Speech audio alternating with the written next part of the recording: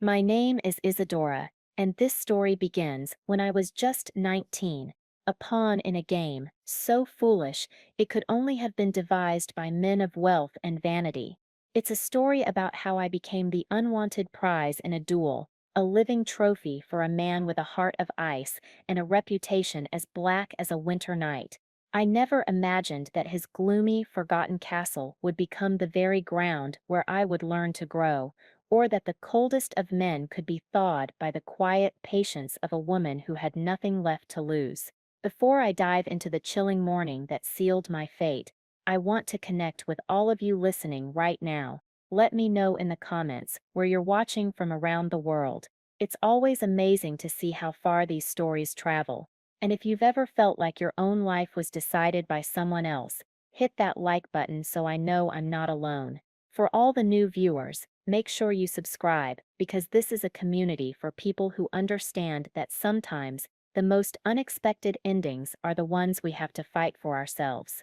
The fog over Blackwood Heath was a shroud that morning, clinging to the ancient oaks and turning the world a uniform, ghostly gray.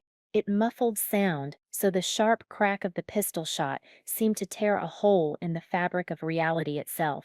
I stood beside my father's carriage, my gloved hands clenched so tightly that my nails dug into my palms, leaving little crescent-shaped wounds I wouldn't discover until later. I wasn't allowed to watch, of course. A woman's sensibilities were far too delicate for such things. Instead, I was made to stand and wait, the living wager in a contest of male pride. On one side was Viscount Brown, a man whose compliments felt like slug trails on my skin, his desire for my hand in marriage, a matter of public spectacle and ego. On the other was Lord Ambrose Fletcher, a notorious rake with eyes as cold and gray as the morning fog. A man who by all accounts had no heart left to break. He had been goaded into this duel by Brown's relentless insults, and had accepted with a bored, lethal indifference that was somehow more terrifying than any passionate anger. My father, Baron Caldwell, paced nervously nearby, his face pale and clammy. He had agreed to this.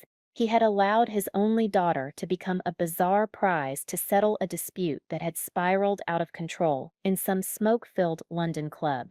He had staked my future on the aim of a man he barely knew against a man he feared. He wrung his hands, muttering about honor, but I knew the truth. It was about settling his gambling debts to the Viscount, a debt he hoped Lord Fletcher would inadvertently erase for him. A second shot echoed, flatter than the first, followed by a sickening silence that stretched for an eternity. My breath hitched in my chest.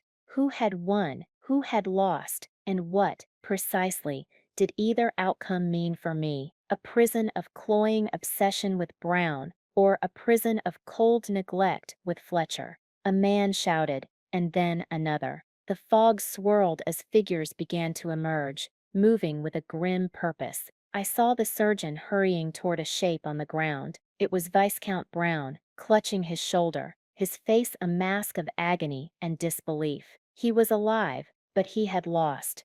And then I saw the winner. Lord Ambrose Fletcher strode out of the mist, his dark coat unruffled, his expression unreadable. His seconds flanked him, looking relieved. He didn't look triumphant. He didn't look at all. He looked irritated, as if the whole affair had been a tedious waste of his morning. His gaze swept past the wounded Viscount, past my anxious father, and then it landed on me.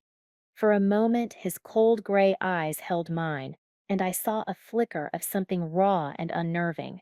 It wasn't desire, or victory, or even interest. It was pure, undiluted horror. He looked at me as if I were not a prize to be won, but a sentence to be served. In that instant I understood my fate. I was not being rescued or claimed. I was being acquired, an unwelcome obligation he was now legally bound to uphold. His face hardened into a mask of stone, and he gave my father a curt, dismissive nod. The transaction was complete. The rest of my life had just been signed over to a man who looked at me with the same enthusiasm one might reserve for a trip to the gallows. My father rushed forward, babbling his congratulations, but Lord Fletcher cut him off with a single raised hand. "Have her things sent to Blackwood Manor," he commanded, his voice a low baritone that held no warmth, no emotion at all. "She will travel with me, now." He turned and walked toward his own carriage without a backward glance, leaving me to be handed over like a parcel, my own silent terror, a fog as thick and suffocating as the one that blanketed the heath. The journey to Blackwood Manor was conducted in a silence so profound it felt like a physical weight. I sat opposite Lord Fletcher in his well-appointed carriage, the space between us charged with his palpable resentment. He did not speak to me. He did not even look at me. He stared out the window at the passing countryside, his jaw set, his profile as sharp and unforgiving as a blade. I was a ghost in his presence, a non-entity he was forced to transport. My own fear was a frantic bird trapped in my chest, beating its wings against my ribs. I had been uprooted from my home, from everything I knew, and thrust into the care of this stranger who clearly despised the very sight of me.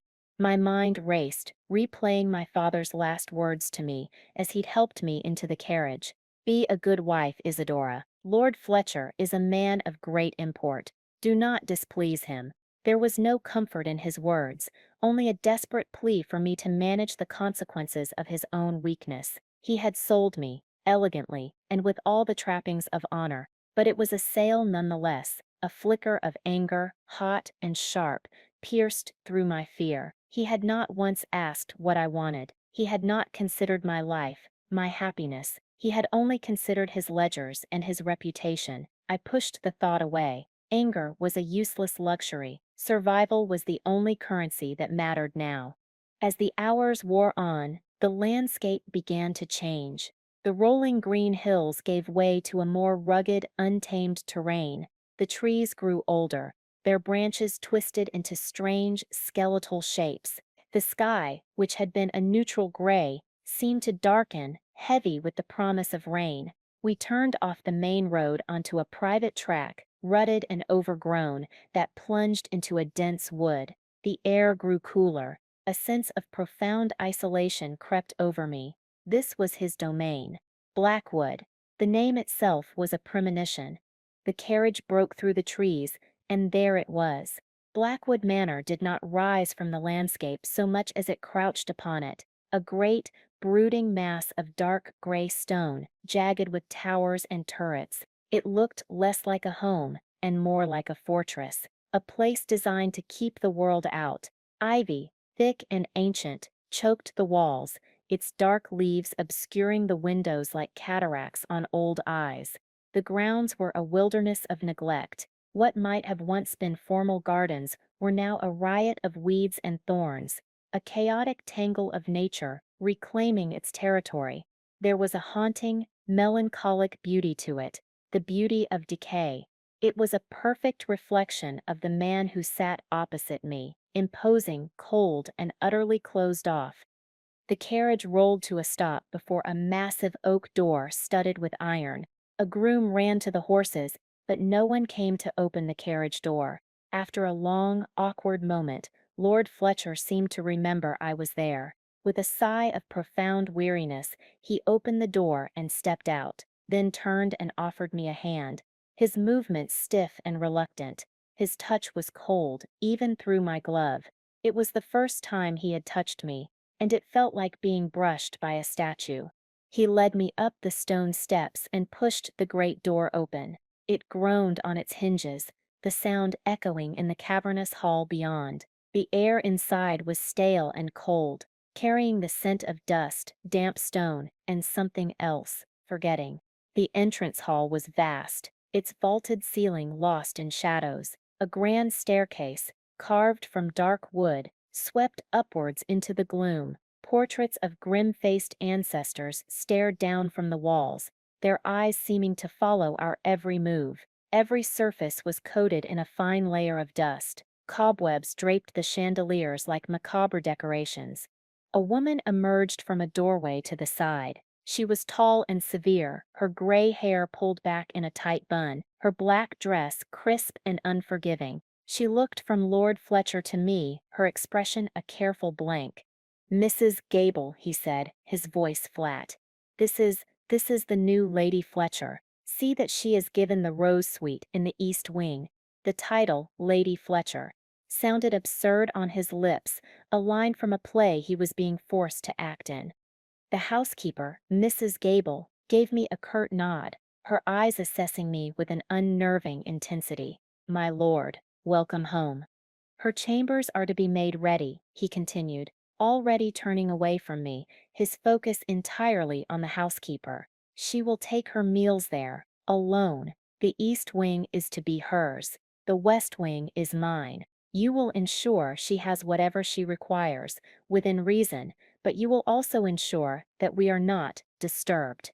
The implication was clear. He was drawing a line down the middle of his own house. He was exiling me to one half of it, a gilded cage where I was to remain silent and invisible. He finally looked at me again, his gray eyes void of any emotion. You will have your wing. I will have mine, he stated, not as a request, but as a decree. We will not interact. You are mistress of this house in name only. Do not touch anything. Do not change anything. Do not trouble me. Is that understood? I could only nod, my throat too tight to form words. He had won me in a duel, and now he was discarding me in a dusty corner of his mausoleum of a house. He gave a sharp, final nod, as if confirming the terms of a business arrangement, and then he strode away without another word, disappearing down a long, dark corridor, into the west wing, his footsteps echoing on the stone until they faded into the oppressive silence of Blackwood Manor. I was left standing in the cold, cavernous hall with the severe housekeeper, the weight of his final command settling over me like a funeral shroud. Do not trouble me. It was a life sentence, and my prison was to be this house of shadows. Mrs. Gable led me up the grand staircase, her posture ramrod straight, her silence as absolute as her master's. She did not offer pleasantries or ask if my journey had been comfortable. She simply moved with a quiet, efficient purpose that discouraged any attempt at conversation. The east wing was a long, echoing gallery lined with more portraits and shrouded furniture. Dust motes danced in the thin shafts of light that managed to pierce the grimy windows. At the very end of the hall, she opened a set of double doors. The Rose Suite, she announced, her voice as dry as old paper. The rooms were large and once must have been magnificent. A four-poster bed draped in faded rose-colored silk dominated the bedroom. A sitting room adjoined it, filled with delicate furniture, all of it ghostly under white dust cloths. But the most striking feature was a set of tall glass doors that led out onto a stone balcony. They were crusted with dirt, but through them I could see the skeletal remains of a vast garden below. It was from here I could truly appreciate the scale of the neglect. What had been a paradise was now a wasteland. Your things will be brought up, Mrs. Gable said from the doorway. Dinner will be served at 7. Ring the bell pull if you require anything. She paused, her hand on the door, and looked at me for a long moment. There was no sympathy in her eyes, but perhaps a flicker of something else. Curiosity, maybe even a sliver of pity. The master, he values his privacy above all else. It would be wise to remember that. And then she was gone, closing the door softly behind her, leaving me alone in my gilded cage. The first few days passed in a blur of suffocating silence and loneliness. I kept to my rooms as instructed. I ate the meals that were brought to me on a silver tray by a young, nervous maid who wouldn't meet my eyes. I slept in the enormous cold bed and listened to the wind howling around the turrets of the castle, a mournful, lonely sound. I felt like a princess in a dark fairy tale, locked in a tower. But there was no evil queen, no dragon, only a crushing, indifferent emptiness. The only thing worse than being hated, I discovered, was being ignored so completely that you began to doubt your own existence. On the third day, I couldn't bear it any longer. The oppressive stillness of my rooms was driving me mad. I had to move, to breathe air that wasn't thick with the dust of centuries. Cautiously, I ventured out of my suite and began to explore the east wing. It was a labyrinth of forgotten rooms, a ballroom with a floor so dusty my footsteps left clear prints. the chandeliers like sleeping crystal beasts, a music room, a silent harp in the corner, its strings broken, a library, smaller than the one I imagined existed in the West Wing, but still filled with leather-bound books that smelled of time and decay. I ran my fingers over their spines, hungry for a story, for a world outside my own. I found a book on the regional flora of the North, its pages filled with delicate illustrations of flowers and herbs. I took it with me, a small piece of treasure. My exploration eventually led me to a small, unassuming door at the end of a forgotten corridor. It was stiff, but it opened with a groan, revealing a narrow, winding stone staircase. Curiosity overcame my caution. I descended, the air growing cooler and smelling of damp earth. The stairs ended at another door, this one with panes of glass, so thick with grime they were almost opaque. I pushed it open and stepped inside. My breath caught in my throat. I was in a vast conservatory, a magnificent structure of iron and glass, now in a state of heartbreaking ruin. Panes of glass were missing from the ceiling, allowing rain to drip down onto the stone floor where puddles had formed. The ironwork was rusted, the paint peeling. Stone planters lay overturned, spilling dry, dead soil, and everywhere there was death. The withered stalks of exotic plants, the brown, skeletal remains of what must have been glorious flowers, the twisted, lifeless vines that still clung to the walls. It was a graveyard of beauty. And yet, in the very center of the room, in a spot where a stray beam of sunlight pierced the grime of the glass ceiling, something was alive. It was a single rose bush. It was straggly and weak, fighting for life against a stranglehold of weeds, but on one of its thorny branches was a single perfect bud, its petals the color of pale cream. It was a survivor, a stubborn, defiant spark of life in a world of decay. Without thinking, I knelt on the cold stone floor. I gently began to pull away the weeds that were choking its base, my gloved hands working carefully around the thorns. A sense of purpose, the first I had felt since arriving at Blackwood, washed over me. This place was a reflection of my own situation, neglected, forgotten, left to die. But this rose, this tiny, stubborn rose, was proof that life could persist. It was a mirror of the resilience I had to find within myself. From that day on, the conservatory became my sanctuary. Every morning, I would slip out of my rooms and make my way down the spiral staircase. I started with the rosebush. I found an old watering can and filled it. I cleared all the weeds from around it, then I moved to the planter next to it, then the next. I found old rusted tools in a rotting shed outside, a trowel, a pair of shears. My hands, accustomed to embroidery and piano keys, became calloused and stained with dirt. It was hard, filthy work, but it was honest. It was real. In clearing away the decay, I felt as though I was clearing the cobwebs from my own soul. Mrs. Gable must have known what I was doing. My dresses were perpetually smudged with dirt, and I'm sure the maids reported my daily disappearances, but she said nothing. One afternoon, however, as I was struggling to right a heavy, overturned stone urn, she appeared in the doorway of the conservatory. "That urn has been like that for 15 years, she said, her voice neutral, "since the old mistress passed." I straightened up, startled, wiping a smudge of dirt from my cheek. She must have loved this place very much. Mrs. Gable-Sipp's gaze softened for the first time. She did. This was her world. The master, he boarded it up after she died. He couldn't sit bare to look at it. She took a step inside, her eyes scanning the small patch I had managed to clear. "He hasn't set foot in here since."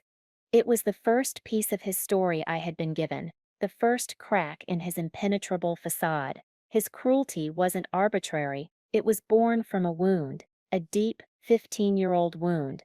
"He needs this place," I said softly, more to myself than to her, "even if he doesn't know it." Mrs. Gable looked at me, truly looked at me, and a silent understanding passed between us. She nodded slowly. Perhaps. The next day, a pair of sturdy gardening gloves and a serviceable apron appeared outside my chamber door. There was no note, none was needed. I had found a silent, unexpected ally. Meanwhile, Lord Fletcher remained a ghost. I would sometimes catch a glimpse of him from my balcony, walking the overgrown grounds, always alone, his hands clasped behind his back, his head bowed as if carrying a great weight. I heard him in the house sometimes, the distant sound of his footsteps in the west wing, or the low murmur of his voice as he spoke to his steward. He was a constant, invisible presence. He never crossed the invisible line he had drawn, and I was careful to respect it. But the house was changing, slowly, in ways he couldn't have failed to notice. My work wasn't confined to the conservatory. I couldn't bear the dust and neglect. I began, gently, to bring the east wing back to life. I polished a small table in the gallery. I opened a window to let in fresh air. I took the book on flora from the small library and left it open on a stand, its beautiful illustrations a splash of color in the gloom. And one day, after my cream-colored rose had finally bloomed, I snipped it carefully, placed it in a small water glass, and set it on a dusty table in the main hall, right at the foot of the grand staircase. It was a small act of defiance, a single spot of living beauty in his world of shadows. It was a message: I am here, I am alive, and I will not simply wither away in the darkness. I did not know if he would be furious, if he would see it as a violation of his command, but it was a risk I had to take. The next morning, when I crept down to see, the rose was still there. No one had moved it, and for the first time since I had arrived at Blackwood Manor, I felt a fragile, tentative flicker of hope. He had seen it, and he had let it stay. The single rose became a silent conversation between us. A few days later, I found a small cluster of hardy lavender pushing its way through the cracks in the conservatory floor. I harvested a few sprigs and placed them in a small vase in the East Wing gallery. A week after that, it was a sprig of rosemary. Slowly, carefully, I began to place these small offerings of life in the shared spaces of the house, never venturing into his west wing, but tentatively claiming the neutral ground of the main hall and staircases. Each morning I would check, my heart in my throat to see if they had been removed. They never were. My work in the conservatory grew more ambitious. With Mrs. Gable's tacit approval, I enlisted the help of a young stable hand named Tom, a quiet boy with kind eyes and strong arms. He helped me haul away debris, mend the broken irrigation pipes, and replace the shattered panes of glass in the ceiling. He told me stories about the manor as it used to be, when Ambrose's mother, Lady Beatrice, was alive. He spoke of a vibrant house filled with music and laughter, and of a young, smiling Ambrose who would help his mother tend her orchids. It was a vision so at odds with the grim, silent man, I knew that it was difficult to reconcile. One evening, I stayed late in the conservatory, trying to coax a stubborn vine of jasmine to climb a repaired trellis. The sun had set, and the moon cast a silvery light through the newly cleaned glass roof, illuminating the space in an ethereal glow. I was so engrossed in my work that I didn't hear him enter. My mother loved jasmine. The voice, low and rough from disuse, startled me so much I nearly fell off the small stepladder I was standing on. I turned to see Lord Fletcher standing in the doorway, a dark silhouette against the dim light of the corridor. He was watching me, his expression unreadable in the shadows. It was the first time he had spoken to me directly since the day I arrived. I'm sorry, my lord, I stammered, my face flushing. I did not mean to disturb you. I can leave. Do not, he said, the words a command but without their usual harshness. He took a few steps into the room, his boots crunching softly on the gravel path I had cleared. He looked around, his gaze taking in the repaired glass, the cleared planters, the rows of tentative new seedlings. It was still a shadow of its former glory, but it was no longer a tomb. It was a place of healing. I have not been in this room in 15 years, he said, his voice quiet, almost a whisper. I could not bring myself to see it like this. It is not how it was, I replied softly, but it is not dead anymore. He walked over to the trellis where I was working and lightly touched one of the jasmine leaves. She would sit here for hours. She said the scent reminded her of a trip she and my father took to Italy. He fell silent, lost in a memory. For the first time, I saw not the cold, heartless rake, but a man haunted by grief, a son who had loved his mother so much that he had walled off the most beautiful part of his home and himself rather than face the pain of her loss. I am trying to restore it, I said, as I imagined she would have liked. He turned his gaze to me, and in the moonlight, I could see the conflict in his eyes, the gratitude warring with the deep, ingrained habit of isolation. Why? He asked, the question raw and genuine. Why would you do all this? For a place you were forced to come to, for a man who has shown you no kindness. I met his gaze, my fear melting away, replaced by a simple, unadorned honesty. Because it needed to be done, I said, and because I needed something to tend to. It is one thing to be locked in a cage, my lord. It is another to forget how to grow. The corner of his mouth twitched, the barest hint of a smile, gone as quickly as it appeared. He gave a single, slow nod. Indeed, he turned and left, as silently as he had come. But the atmosphere in the room had shifted irrevocably. The invisible wall between the east and west wings had just developed its first crack. After that night, the fragile truce between us began to change. He didn't speak to me again for several days, but the quality of his presence in the house was different.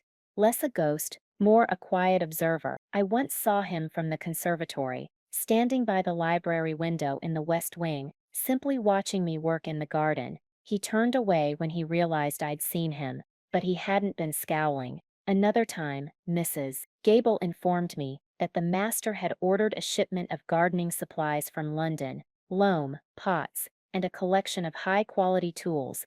They arrived a week later, left just inside the conservatory door. It was his way of giving permission, of acknowledging my work, perhaps even of helping. The news of our bizarre marriage had, of course, spread through the county. We received a number of invitations to dinners and balls, all of which Ambrose summarily burned without comment. But one invitation could not be so easily dismissed. It was from Lord and Lady Pemberton, our closest neighbors and the county's foremost gossips. It was a summons, not an invitation, a demand for them to inspect the rake and his strange due-won bride. To my astonishment, Ambrose announced one morning, via Mrs. Gable, that we would be attending their afternoon tea. The prospect filled me with dread. I knew what they would be expecting. A terrified little mouse, a cowed bride, trapped in a loveless, miserable marriage. They would be looking for cracks, for tears, for any sign of the darkness that surrounded Lord Fletcher's reputation. I spent the morning in a state of anxiety, but as I dressed, I looked at my reflection. My face was a little leaner. My hands were no longer soft and pale, but I saw a strength in my own eyes that hadn't been there before. I had survived Blackwood Manor. I could survive the Pembertons. Ambrose was waiting for me at the bottom of the stairs. He was impeccably dressed, but his face was a thundercloud. He looked me over, his eyes lingering for a moment on the simple green dress I had chosen. "Are you ready for the circus?" he asked, his voice laced with bitter sarcasm. "I have been living in a gloomy castle with a man who speaks to me only through his housekeeper," I replied, my voice steady. "I assure you, my lord, I am ready for anything." A flicker of surprise crossed his face, followed by that same ghost of a smile. He offered me his arm, and this time, when I took it, his touch did not feel like stone. It felt solid, human. The Pembertons' drawing room was the complete opposite of Blackwood, bright, cluttered, and suffocatingly warm. Lady Pemberton, a woman shaped like a tea cozy, descended upon us with a flurry of insincere greetings. "Lord Fletcher, and this must be your lovely bride. My dear, we have been absolutely dying to meet you. You poor thing, it must be so quiet at the manor." Her words dripped with false sympathy, her eyes probing for any sign of distress. Lord Pemberton, a portly man with a booming voice, was no better. "Fletcher, good to see you out of that dusty crypt of yours. Heard you sieve taken up gardening, eh? Domestic life suiting you." Ambrose's hand tightened on my arm, and I could feel the anger radiating from him. He was preparing to deliver a scathing retort that would alienate them forever. Before he could speak, I gave his arm a gentle squeeze and stepped forward, offering Lady Pemberton a serene smile. "It is wonderfully peaceful, thank you, Lady Pemberton," I said, my voice clear and calm. "My husband values his privacy, as do I. It gives us more time to focus on our passions. And yes, Lord Pemberton, the gardens are our current project. It's amazing what can be brought back to life with a little care and attention." I let my gaze drift meaningfully to Ambrose, then back to them. The Pembertons were momentarily stunned into silence. This was not the timid, broken girl they had expected. Ambrose looked down at me, his expression one of utter astonishment. I had not only defended myself, I had defended him. I had presented us as a unit, a partnership. The rest of the visit was a delicate dance. I answered their prying questions with polite, vague sincerity. I praised Lady Pemberton's roses, steering the conversation back to horticulture whenever possible. I turned their invasive curiosity back on them, asking about their children, their travels, until they were so busy talking about themselves they forgot to interrogate me. Ambrose remained mostly silent, but it was a different kind of silence now. It was watchful, attentive. He let me lead, and with every sentence, I could feel his tension easing, replaced by a grudging admiration. On the carriage ride home, the silence was comfortable for the first time. As Blackwood Manor came into view, its grim towers softened by the afternoon light, Ambrose finally spoke. "Where did you learn to do that?" he asked, his voice holding a note of genuine curiosity. "To handle vipers like the Pembertons with such grace." My father Sut's house was often full of people with hidden agendas and sharp tongues, I said quietly. I learned to listen more than I spoke, and to find the truth beneath their words. I learned that a calm response is often the most powerful one. He looked at me for a long time, his gray eyes searching my face. "You are not at all what I expected," he said, the admission seeming to cost him something. "And you, my lord," I replied, a small smile playing on my lips, "are not entirely the monster you pretend to be." He did not smile back, but the storm clouds in his eyes seemed to part, just for a moment, revealing something I had never seen there before, a glimmer of warmth, like the sun breaking through a dense fog. We were no longer just a captor and his prize. We were two people, sitting in a carriage, who had just faced the world together, and had, to our mutual surprise, emerged as a team. The road ahead was still uncertain, but for the first time, it felt as though we might be traveling it in the same direction. The incident with the Pembertons marked a turning point. A new, unspoken understanding existed between us.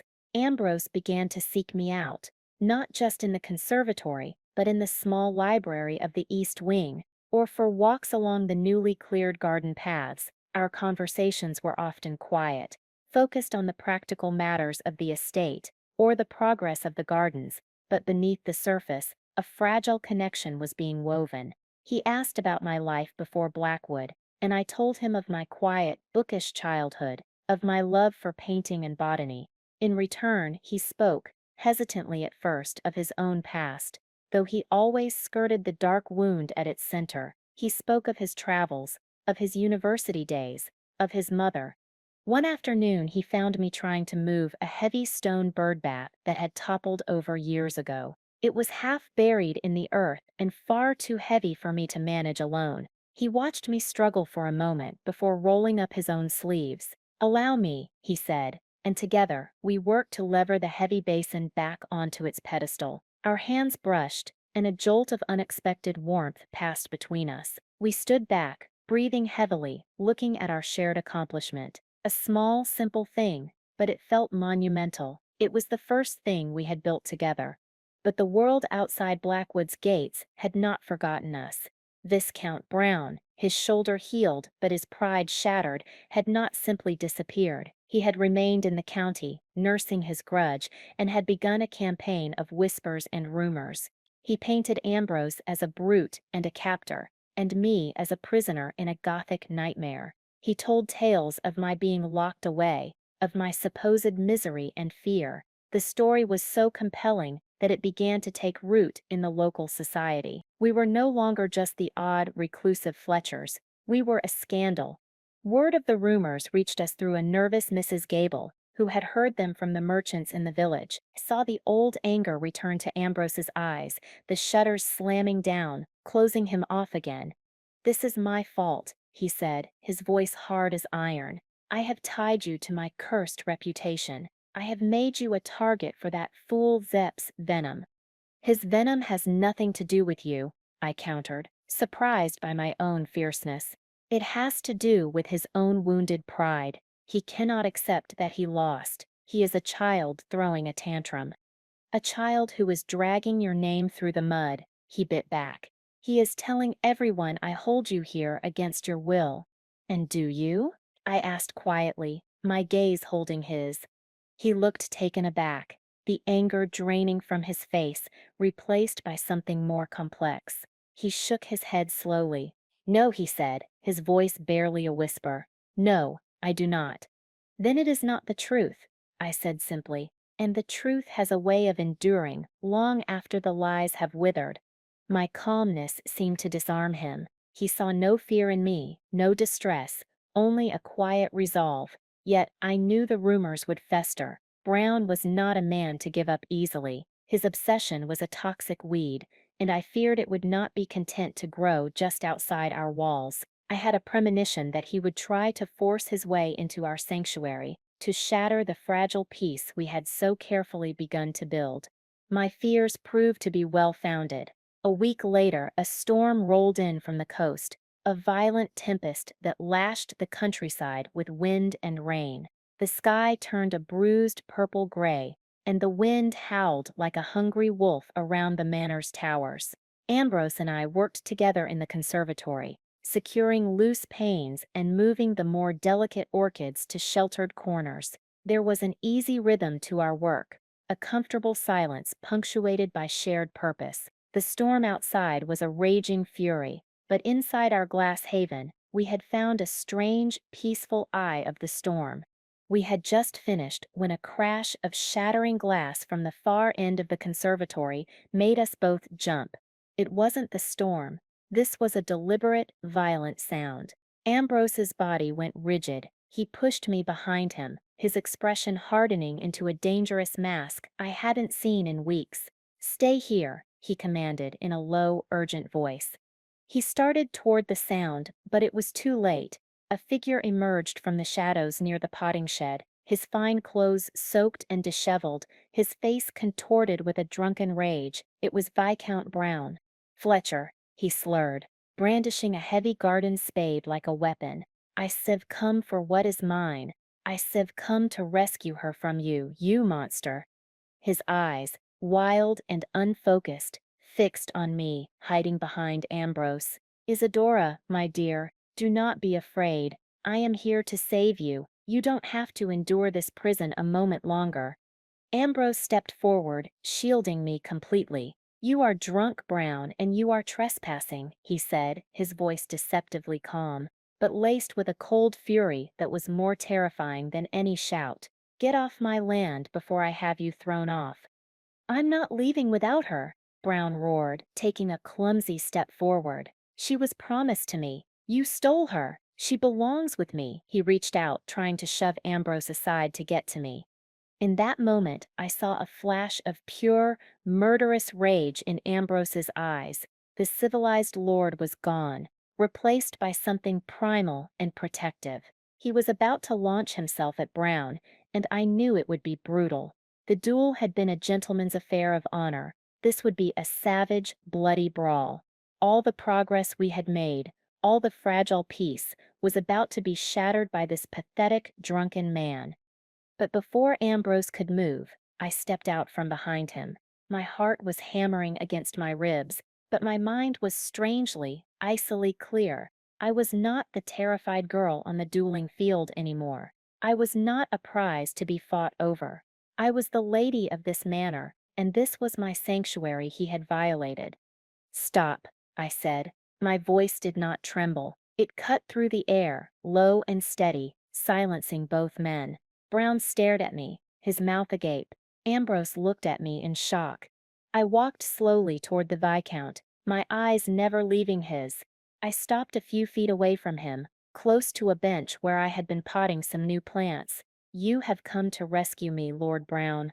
I asked, my voice dripping with a scorn I didn't know I possessed. "From what, precisely?" "From a man who has shown me more respect in his silence than you ever did in your fawning pronouncements. From a home I have helped bring back to life with my own hands." "He bewitched you," Brown stammered, confused. "He's keeping you captive." I let out a short, sharp laugh, a sound that seemed alien coming from my own throat. "Captive? Look around you, my lord. Does this look like a prison? This is my garden. I am the one who is growing here." I let my gaze fall to the potting bench beside me. On it lay a small potted foxglove plant, its beautiful bell-shaped flowers a lovely shade of purple. I picked it up. "Do you know what this is, Lord Brown?" "It's Digitalis purpura, foxglove. It is breathtakingly beautiful, is it not?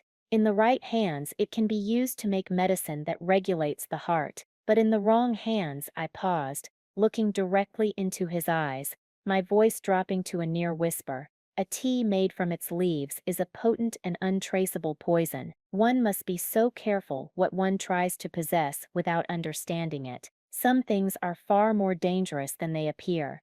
I set the pot down with a soft click.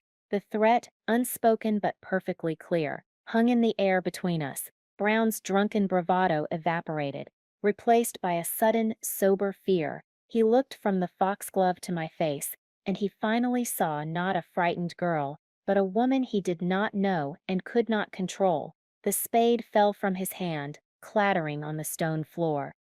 Ambrose, who had watched the entire exchange with a look of stunned awe, finally moved. He didn't rush at Brown, he simply walked to my side, placing a hand gently on my shoulder, a silent, powerful statement of unity. He was not my defender, he was my partner. "The lady has made her choice," Ambrose said, his voice now calm and filled with an unshakable authority. "You are no longer welcome here, Brown. Not in my home, not on my land, not in this county. Leave, now." The Viscount stumbled backward, his face pale. He gave me one last, terrified look, then turned and fled, crashing back out through the broken window and disappearing into the raging storm. He was gone. The invasion was over. The sound of Viscount Brown's frantic retreat was swallowed by the roar of the storm. The wind and rain lashed against the glass walls of the conservatory, but inside, a profound silence had fallen. The adrenaline that had surged through my veins began to recede, leaving me trembling slightly. Ambrose's hand was still on my shoulder, a warm, steadying weight. He turned me to face him, his gray eyes searching my face with an intensity that made my breath catch. The awe was still there, mixed with something deeper, something raw and vulnerable I had never seen before. "Isadora," he said, his voice thick with emotion. He said my name as if it were a revelation, a word he was tasting for the first time. I have never in my life seen such courage. "I was not courageous," I whispered, my voice shaking now that the danger was past. "I was angry. He had no right to come here. He had no right to threaten what I have been building." "What we have been building," he corrected softly. He lifted his other hand and gently brushed a stray lock of hair from my face, his touch sending a shiver through me that had nothing to do with the cold. "He was wrong. I was wrong. From the very beginning, I saw you as a burden, an obligation, a symbol of the farce my life had become. I never truly saw you." He let his hands drop, taking a step back as if to put a necessary distance between us. He walked over to the jasmine trellis, the same spot where he had first spoken to me in this room, and stared at the delicate white flowers as if they held the answers to a question he was afraid to ask. "There was a woman once," he began, his voice low and strained. "Her name was Catherine.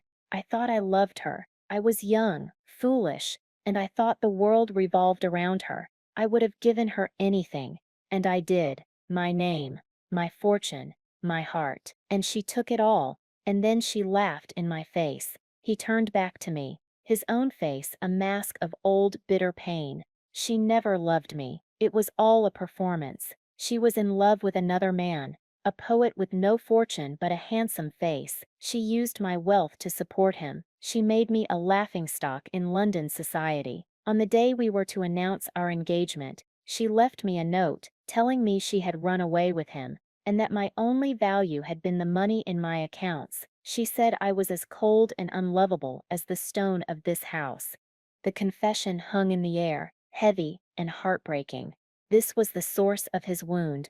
This was the ghost that had haunted the halls of Blackwood Manor, that had kept its master a prisoner in the west wing of his own heart. She shattered my faith in everything, he continued, his voice rough. In love, in trust, in other people. I came back here to Blackwood, and I locked the doors. I locked myself away. I vowed never to let anyone close enough to hurt me again. I became the monster everyone whispered about, because the monster could not be hurt. He looked at me, his eyes pleading for understanding. And then you came, an innocent girl forced upon me by a ridiculous point of honor. I was cruel to you. I was cold, because I was terrified. You were life, and grace, and quiet strength, and you were planting flowers in the ruins of my life. I didn't want anything to grow. I wanted it all to remain dead, because the dead cannot feel. He closed the distance between us again, stopping just before me. I was wrong, Isadora. You have shown me that. You faced down that madman, not with violence, but with a strength I can only dream of possessing. You have brought this place back to life, and in doing so, you have brought me back to life. He took a deep breath, the next words seeming to cause him physical pain to say. The legal bond between us is a sham. It was born of foolishness and pride. It means nothing. Your presence here as my wife should not be a sentence. It must be a choice. Your choice. He looked at me, his soul bare in his eyes. I will have my solicitor draw up the papers for an annulment immediately. I will provide you with a generous settlement, enough for you to live independently and comfortably anywhere you choose. You can return to your father, or travel, or buy a cottage of your own with a garden 100 times more beautiful than this one. You will be free. I give you back the life that was taken from you on that foggy morning. He was offering me an escape. He was unlocking the door to my gilded cage and holding it open. It was the kindest, most selfless thing he had ever done. You do not have to give me an answer now, he said, his voice gentle. Take your time. Think about what you want, what will truly make you happy. Whatever you decide, I will honor it. I swear it. He gave me a small, sad smile, then turned and walked out of the conservatory, leaving me alone with the sound of the rain, the scent of jasmine, and the monumental, terrifying, and wonderful weight of a choice that was, for the very first time, entirely my own.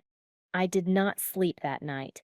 I stayed in the conservatory for hours after he left, watching the storm slowly exhaust itself, the rain softening to a gentle patter against the glass. The air was clean and fresh, washed by the storm. My whole world had been upended, twice, once by a duel that had stolen my future, and now by a quiet confession that had handed it back to me. I walked through the darkened manor, no longer confined to the east wing. I wandered the entire house, from the dusty ballroom to the great, formal library in the west wing. It was filled with thousands of books, a fireplace big enough to stand in, and two deep leather armchairs. It was his space, his inner sanctum, but it no longer felt forbidden. The invisible line he had drawn was gone. It was just a house, our house. I thought about his offer. Freedom, the word was a melody. I could leave Blackwood, leave the brooding lord and his painful memories behind. I could find a small cottage, as he'd suggested, and have a garden of my own, a place of sun and simple peace. I could be free of the whispers, the scandal, the weight of the Fletcher name. It was everything a captive should want. But was I a captive? I stood before the portrait of his mother, Lady Beatrice, in the main hall. Her eyes were kind, and she held a single white rose in her hand. She had loved this house. She had loved the gardens. She had loved the boy who had grown into the broken man. I had, in a way, picked up the work she had been forced to leave behind. I hadn't just been tending to her plants. I had been tending to her son. I thought of Ambrose's face when he'd spoken of Catherine, the raw pain of his betrayal, and I thought of his face when he'd watched me confront Brown, the dawning awe and respect. He was not a monster. He was a man who had armored his heart in ice to keep it from being shattered again. And I, with my patient, quiet gardening, had found a crack in the armor. I had planted a seed. To leave now would be to abandon the garden, just as the first true buds were beginning to form. It would be an act of fear, a retreat, and I was tired of being afraid. I had faced down a viscount with nothing more than a potted plant and a steady voice. I could certainly face the future. The question was, what future did I want? I realized, with a startling clarity that cut through all the confusion, that the life he offered me, a quiet, solitary existence elsewhere, was the life I had already been living before the duel. Isolated, alone, safe, but not truly alive. My life had only truly begun here, at Blackwood, in the dirt and the rain, fighting against the decay. My freedom wasn't somewhere else. It was here. It was the choice he had given me.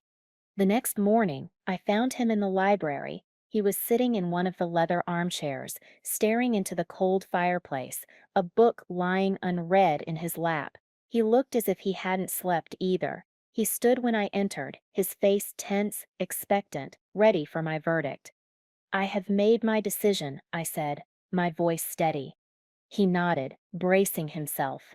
"And I will not be accepting your offer of an annulment. My lord," I said. Relief and confusion warred on his face. "Isadora, you don't have to do this out of pity or duty. I am releasing you from any obligation." "I know," I said, taking a step closer, "and I am grateful for it. But I am not staying out of pity or duty. I am staying because for the first time in my life, I feel as though I am exactly where I am supposed to be." I smiled, a real, genuine smile. This place, it has become my home. The gardens are my work. And you, I paused, choosing my next words carefully. You are no longer the stranger who won me in a duel. I would like the chance to know the man who lives in this house. I laid out my own terms then. But if I am to stay, it will not be as your ward, or your housekeeper, or the silent mistress of the East Wing. I will stay as your wife, in truth. As your partner, we will run this estate together. We will host the Pembertons for dinner and show them what a true partnership looks like. We will face the world together, side by side, and we will finish what we started in the garden. This will be a house of life, Ambrose. No more ghosts. I had used his given name for the first time. It felt right. A slow, wondrous smile spread across his face, transforming his harsh features, chasing away the last of the shadows. It was the first true smile I had ever seen from him, and it was like the sun breaking through the clouds. "Yes," he said, his voice filled with a humble, joyful relief. "Yes, Isadora, to all of it." And so began our true life together. We started not with a grand passion, but with a quiet, steady friendship built on a foundation of mutual respect. We spent our days in the gardens, working side by side. He learned the names of the flowers, and I learned the rhythms of the estate. We spent our evenings in the library, reading by the fire, sometimes in comfortable silence, sometimes talking late into the night. He told me more of his past, and I told him more of my dreams. We did, in fact, host the Pembertons for dinner. We presented such a united, formidable front of calm contentment that they were left with nothing to gossip about but the surprisingly excellent quality of our restorative work on the manor's gardens. We were no longer a scandal. We were just the Fletchers of Blackwood, a bit reclusive, perhaps, but undeniably happy. The love between us grew as slowly and surely as the gardens we tended, a hardy, resilient thing that bloomed not in a sudden burst, but through the patient care of two people who had found in each other a reason to grow. The gloomy castle was filled with light, and the rake's frozen heart had finally irrevocably. Looking back on it all now, it's strange to think that my greatest happiness was born from a moment of such foolish violence. It taught me that sometimes, the most blighted ground holds the potential for the most beautiful garden. It's a lesson about patience, about seeing the life that stubbornly persists even in the darkest of places, and about having the courage to tend to it. What started as a bizarre prize in a duel became the greatest gift of my life, not because I was won, but because I was given the chance to choose, to grow, and to love. Thank you for listening to my story. I'd love to read your own experiences in the comments below. Have you ever found something beautiful in a place you least expected it? Your stories are what make this community so special. Don't forget to like this video if my journey resonated with you, and please subscribe for more stories of finding light in the shadows. I hope my story reminds you that you are the master of your own garden, and you have the power to make anything bloom. Thank you for being here with me today.